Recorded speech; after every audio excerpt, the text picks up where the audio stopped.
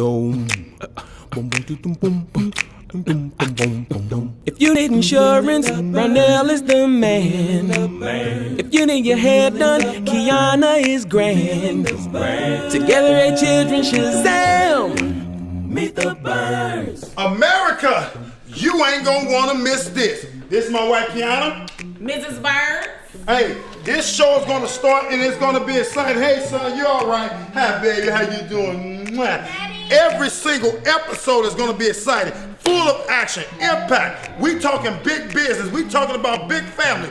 Meet the Burns. Get off my couch. You know better than that, right? Hey, so like I said, we're gonna be taking from every angle. Business, family, business. Hey, now you know, good where the Kool-Aid and carpet do not mix. She pressed go live on a Friday night. Tired eyes, shaking voice, no filters. 7 days later, she was dead. On October 29, 2021, Kiana Burns sat in front of her phone and did something that took courage. She stopped performing. No business pitch, no inspiration, no highlight reel. Just a woman, in real time, telling the world that she was struggling. She said she felt overwhelmed, spiritually attacked, like she was fighting a battle that nobody around her could see. She asked for prayer. She said she needed love and support. Her husband, Ronell Burns, wasn't in that video. 1 week later, on November 6, 2021, police arrived at their home in Sandy Springs, Georgia. What they found inside ended everything. Both Kiana and Ronell were dead. 8 children woke up without parents. Authorities ruled it a murder-suicide. The comments under her final video are still there, frozen in time. Stay strong. God's got you. You're built for this. She read those words. She nodded. She ended the stream. And nobody came.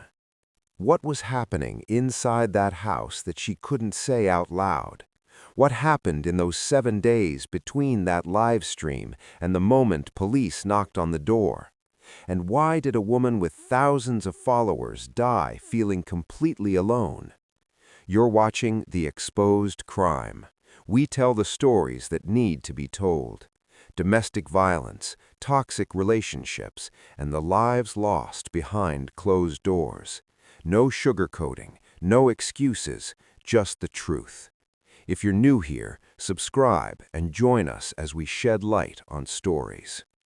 To understand what happened on November 6, 2021, you have to understand who Kiana and Ronell were, or more accurately, who they appeared to be. On social media, they were everything. Matching outfits, Sunday morning church photos, business launch announcements, captions full of scripture and gratitude. 8 children lined up in coordinated colors, everyone smiling, everyone clean, everyone present. They branded themselves as a power couple in the truest sense. 2 people who were building something greater than themselves, doing it through faith, family, and relentless work ethic. Kiana ran a beauty business. Ronell was embedded in insurance and entrepreneurship circles. Together, they cultivated a digital presence that said, "We are winning, we are chosen, we are blessed." And then they decided to go bigger. They relocated from St. Louis, Missouri to Sandy Springs, Georgia, one of the most affluent suburbs in the Atlanta metro area. It was a bold move, strategic, the kind of leap that looks like faith when it's working and like a mistake when it isn't. What the photos didn't show was what they gave up to get there. In St. Louis, they had history, church community, family members who could watch the kids on a hard night, friends who knew when something was off just by looking at their faces. That network, that invisible safety net, doesn't pack into moving boxes. You can't forward it to your new address. Friends who knew them from before later said the move changed the energy between them, that the version of Kiana who showed up in Georgia wasn't quite the same woman they remembered. Less light, more strain, like she was holding something she didn't know how to put down. But the content kept coming, The captions stayed strong. The photos showed a family pressing forward. Because here's the thing about branding yourself around blessings. You can't afford a bad season. You can't afford to let people see the cracks. You've built an audience on the promise that God is moving in your life, that the hustle is working, that the sacrifice is worth it. The moment you admit that you're drowning, the whole image shatters. So you keep smiling. You schedule the post. You write the caption. You hit publish. And behind the screen, you carry it alone. Nobody on the outside knew how heavy it had gotten. Nobody inside those walls knew what Kiana was really living with. October 29th, 2021. It was a Friday evening when Kiana Burns picked up her phone, opened Facebook, and pressed Go Live. I just felt the need to hop on here for just a moment, not long at all, and kind of just talk about, life changes.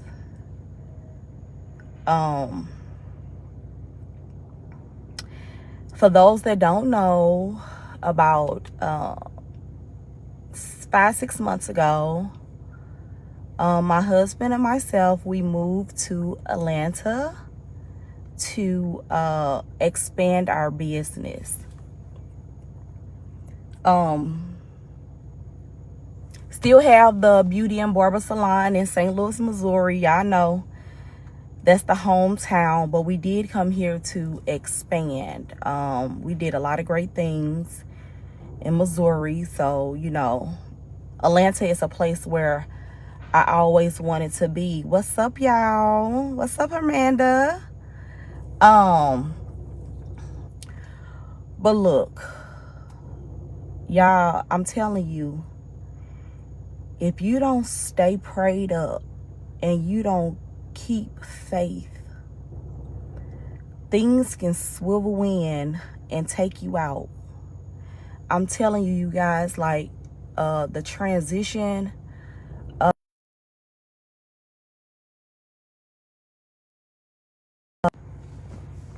it wasn't necessarily a smooth one. It wasn't a hard one either, but it was something that we chose to do. And when you come to a new state or city and you're trying to learn people and you're trying to learn, the things that they do, and that could be challenging. There was no preparation, no ring light, no backdrop, no business energy. Just her face, still, heavy, and honest in a way that her curated feed almost never was. She didn't open with a scripture. She didn't start with a greeting or a product mention. She just looked into the camera and said the words that her whole public brand had been carefully designed to never say. I need prayer. Her voice cracked once, just once, before she pulled it back, swallowed it, steadied herself. She talked about feeling stretched beyond her limits. She described it as spiritual warfare, the way people in faith communities sometimes do when they can't name exactly what is attacking them, but they feel the weight of it pressing down. She said she felt alone in Sandy Springs, that the transition had been harder than she let on, that she was in a city where nobody really knew her, surrounded by the noise of a life that looked full but felt isolating. She said she needed love, that she needed people to show up for her, not just in the comments, in real life. She never mentioned Ronell by name. She never said the word afraid. She never said the word unsafe. But she had chosen her words with the kind of precision that women in painful situations often use, saying enough to reach out for help, while not saying so much that things at home got worse. Oh, y'all thought we was done? No, we just getting started. So now we at our salon. Critique Design is actually one of the best in the loop. So we got 2 of them, and as you see, it's always cracking. But you don't just come here to get your hair did. You want some prickle pig feet, razor blades, braids, whatever you want. What's up, Kaka? That's my cousin Ma. But they say whenever you getting your hair did, women barbers do it better. And so from the top to your bottom, you look at Ronnie the B. She the one to take care of me. What's up, Ronnie? Hey, she empty today, but hey, she normally popping, y'all, right? And so first impression in any establishment is everything. And when you walk through these doors, you see my boy Nick always doing his thing. But as soon as you pass up his angle, man, you want some drama for your mama, Barry Road, man, she gets down with people, stay out of her lane, right? But this is the one that makes it happen. That's my boo. What's up, baby? She the one make it happen. I stay out the web in her. She run this thing from the top to the bottom. Hey, y'all, meet the Burns. Now this right here, this my baby. I love this. You be my wife, she's trying to catch up with me, baby. We gotta move fast, baby, because it's time for big business. So we help families, we change lives, we impact our community. Big family, big business. The comments flooded in within seconds. Hundreds of people watching, hundreds of responses. "You're so strong, sis. We're in your corner. God hasn't forgotten you. Lean into him. He's got this." Kiana nodded at the screen, quietly, like someone who had asked for water and been handed a motivational poster instead. She thanked the people watching. She told them she loved them, and then, after just a few minutes, she ended the stream. No follow-up post, no update the next day, no check-in from the community asking how she was really doing. Just silence. The kind of silence that, in hindsight, screamed. That video would be the last time the world heard Kiana Burns's voice. 7 days. That's how much time passed between Kiana asking the world for help and the morning police arrived at her home in Sandy Springs, Georgia. 7 days that, from the outside, looked completely ordinary. No 911 calls from that address, no noise complaints from neighbors, no welfare check requested by a friend or family member, no social media post that raised an alarm, nothing public, nothing that in the moment triggered anyone to act. Just routine, or what looked like routine. 8 children moving through a house, school bags packed in the morning, dinner on the table, bedtimes observed. Life continuing the way life does when adults in a household have decided for whatever reason to keep their walls up even when everything inside is crumbling. But behind that routine, pressure was building. Think about what Kiana and Ronell were carrying in those 7 days. A new city with no community roots, a mortgage on a home in one of Georgia's most expensive zip codes, a beauty business that needed constant attention to survive, 8 children needing feeding, schooling, parenting, every single day, no exceptions, no days off, and a marriage that somewhere beneath the coordinated family photos and the faith captions was fracturing in ways that nobody on the outside could see. Financial stress does something particular to a relationship. It strips away the parts of daily life that create breathing room, the small luxuries, the weekend escapes, the sense that things are under control. And when financial stress is combined with isolation, the 2 people in a household stop having anywhere to put their frustration except toward each other. When you've moved away from everyone you know, there's no third party, no mother to call, no best friend to vent to, no church elder to sit with you and pray and remind you that this season will pass. There's just the 2 of you, alone in a house, with 8 children depending on you to hold it together. For Kiana, that pressure had already broken through. The live stream proved it. She had cracked, just slightly, in front of thousands of people. She had admitted that she was struggling. What happened when that stream ended and she went back inside? What was said in that house over those 7 days? What was seen? What was heard? What was endured between a woman who said she needed help and a man whose name she couldn't bring herself to speak? We don't know, and that not knowing is the most devastating part of this entire story. Got it. What we doing? Get the hair on my chest. Oh, we got it, baby. Where is it? I can't see it. This one. I can't see it. This one. Where'd it go? November 6th, 2021 started like every other Saturday in Sandy Springs. Quiet streets, manicured lawns, the kind of neighborhood where the houses are large enough that whatever happens inside stays inside. At some point that day, someone made a call. Police were dispatched to the Burns family home. When officers entered the house, they found Ronell Burns dead from a gunshot wound. Kiana Burns was found nearby. She was gone too.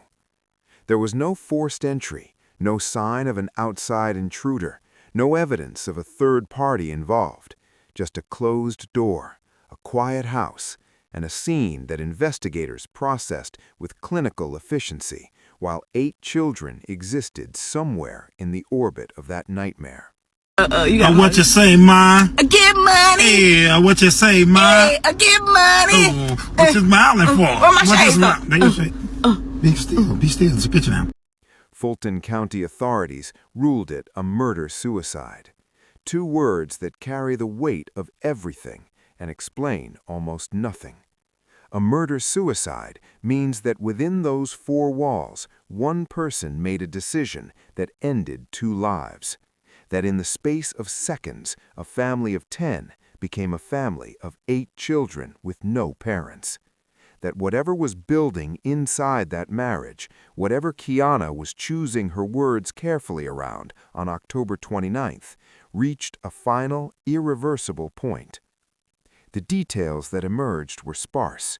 Investigators don't release everything, and in cases ruled as closed, no ongoing criminal investigation, no trial, no suspect to prosecute, the public record stays thin. What we know is only what was confirmed: the date, the location, the method, the ruling. What we don't know is the conversation that preceded it, the moment things escalated beyond the point of return.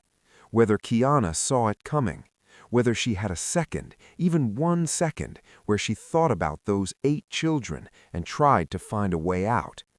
Her oldest child would have had to process that their mother and father both died in their home. Their youngest, too small to fully understand, would grow up without ever really knowing either of them. The news cycle gave it maybe 48 hours, picked it up, covered it briefly, and moved on. The headlines called them a power couple. They were a couple in tremendous pain. Power had nothing to do with it. And 8 children are still living with what was left behind. The live stream is still on Facebook. You can find it. You can watch it. You can read through the comments, hundreds of them still pouring in, even now, even years later, from people who've stumbled across the story and felt something they needed to express. We love you, Kiana. Gone too soon. Praying for those babies. But scroll back to the original comments, the ones posted while she was still alive, while she was still in that house, and you see something that's almost impossible to read now that you know the ending.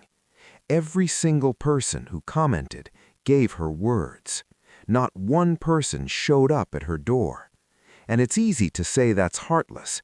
It's easy to sit here now, knowing what happened, and feel a surge of anger at the people who posted fire emojis and prayer hands and kept scrolling.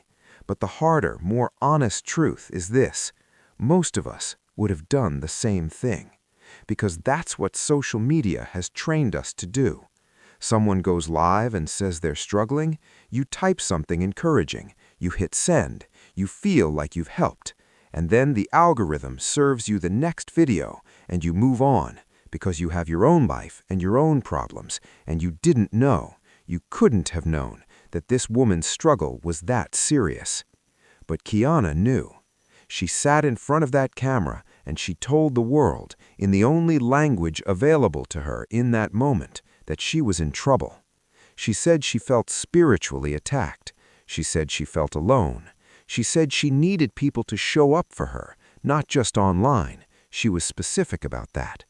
and nobody heard the specificity. Everyone heard, "She's having a hard week." What she may have been saying was, "I don't know how to get out of this house safely." There's a particular cruelty in the fact that her final public moment, the one where she dropped the performance and let people see something real, was met with the most performative responses possible. Generic encouragement, copy-paste comfort, faith language that felt warm from the outside and couldn't reach her where she actually was. 8 children lost their mother, and somewhere in those comment threads is every person who said, "You got this," and believed that was enough. Kiana Burns is not a one-off tragedy. She is the pattern. Every year across the United States, women in faith communities, in entrepreneurial spaces, in marriages that look aspirational on social media, die in situations that their public image made nearly impossible for anyone to see coming.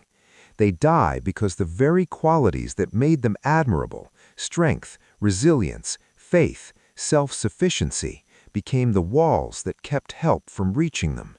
Nearly 1 in 4 women in the United States will experience severe intimate partner violence in their lifetime.